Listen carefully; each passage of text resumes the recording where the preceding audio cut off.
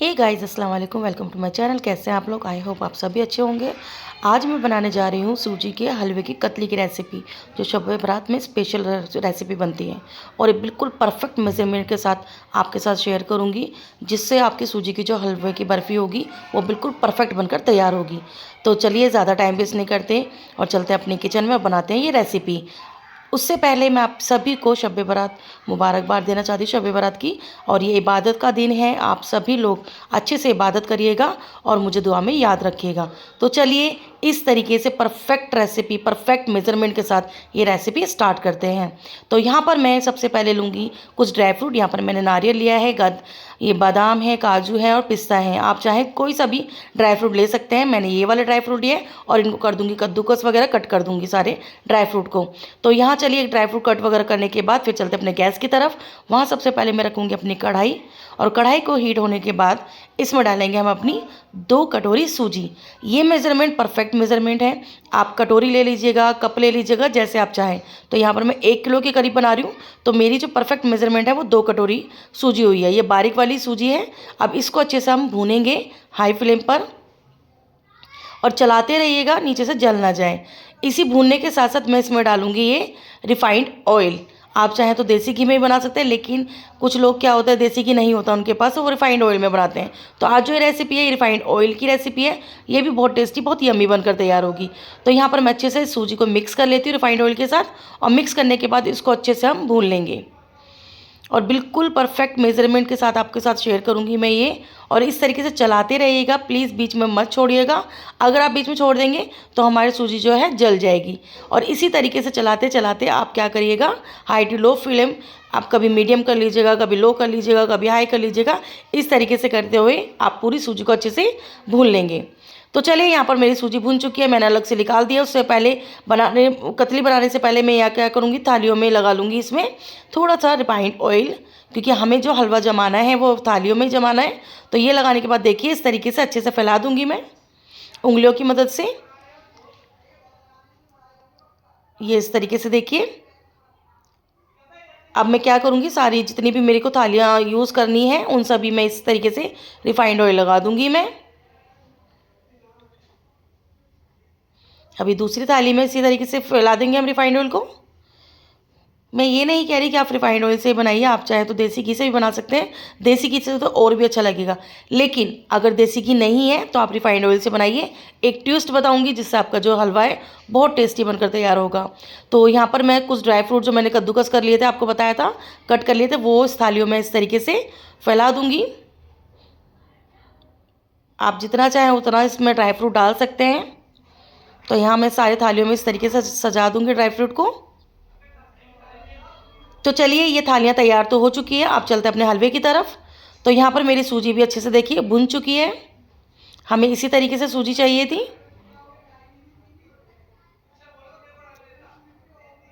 ये देखिए इसका टेक्सचर कितना अच्छे से हो चुका है।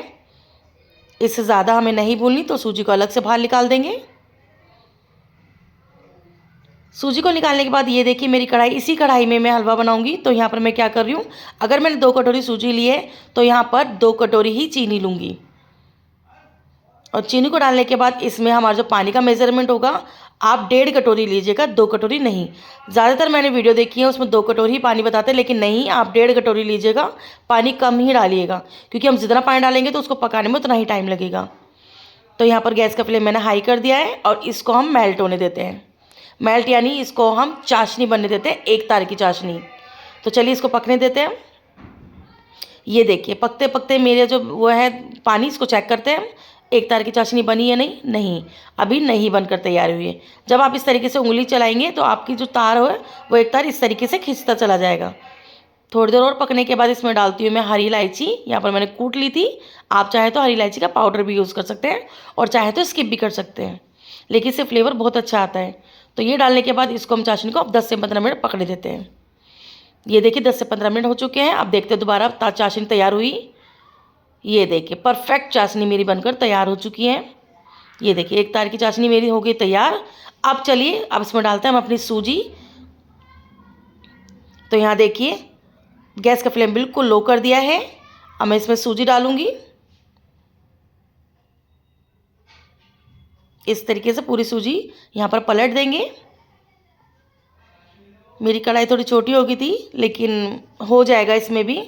तो चलिए सारी सूजी पलटने के बाद फिर मैं आपको दिखाती हूँ। सो गाइस, ये सारी सूजी मैंने इस तरीके से पलट दिया। अब इसको अच्छे से हम चलाएंगे, मिक्स कर लेंगे जब तक हमारी सूजी अच्छे से मिक्स ना हो जाए। और बिल्कुल अच्छे से पकानी, सूजी कच्ची नहीं रहनी चाहिए। तो ये देखिए, इस तरीके से मैं पूरी सूजी चला दूंगी। अब क्या करेंगे, मैंने यहाँ पर लिया है 100 ग्राम के करीब खोया। तो यहाँ मैं पूरा खोया डाल दूंगी। इससे क्या होगा, हमारा देसी घी भी नहीं है, तो जो हमारी बर्फ़ी अब एकदम सॉफ्ट, एकदम नरम और एकदम टेस्टी बनकर तैयार होगी। बिल्कुल एकदम जैसे हम खोए की बर्फ़ी खा रहे हैं। तो आप ये ज़रूर डालिएगा, इससे आपकी बर्फ़ी बहुत टेस्टी बनकर तैयार होगी। तो इसको अच्छे से कर देंगे हम मिक्स। अब ये देखिए, बिल्कुल अच्छे से कर दूंगी मिक्स। गैस का फ्लेम मैंने हाई कर दिया है।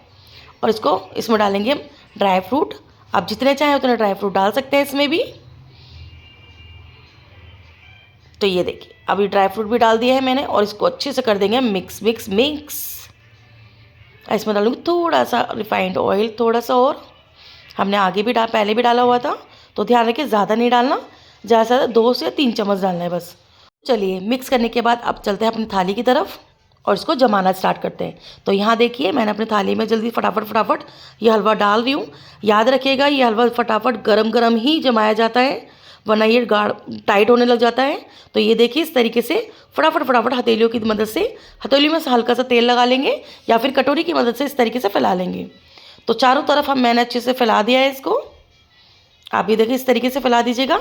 ये देखिए, अब इसको फटाफट से इसमें और भी ऊपर से मैंने नारियल डाला है, हल्का सा नारियल का बुरादा और थोड़ा सा ड्राई फ्रूट ऊपर से भी सर्व करें और इसको अच्छे से जमा दिया है। जमाने के बाद क्या करेंगे, हम इसको हाथ के हाथ ही फटाफट इसकी कतली भी काटते चले जाएंगे। तो अभी मैं आपको दिखाती हूँ। ये देखो, ये नाइफ़ की मदद से हम, देखिए मैं स्क्वायर शेप में काट रही हूँ, आप चाहे किसी भी शेप में इसको काट सकते हैं। ये देखिए, इस तरीके से सारी कतली में कट कर दूंगी। याद रखिएगा, गरम गरम में ही कट करी जाती है ये, वरना ये जमती चली जाती है फटाफट से। तो ये देखिए, मैं इस तरीके से सारी कतली काट दूंगी।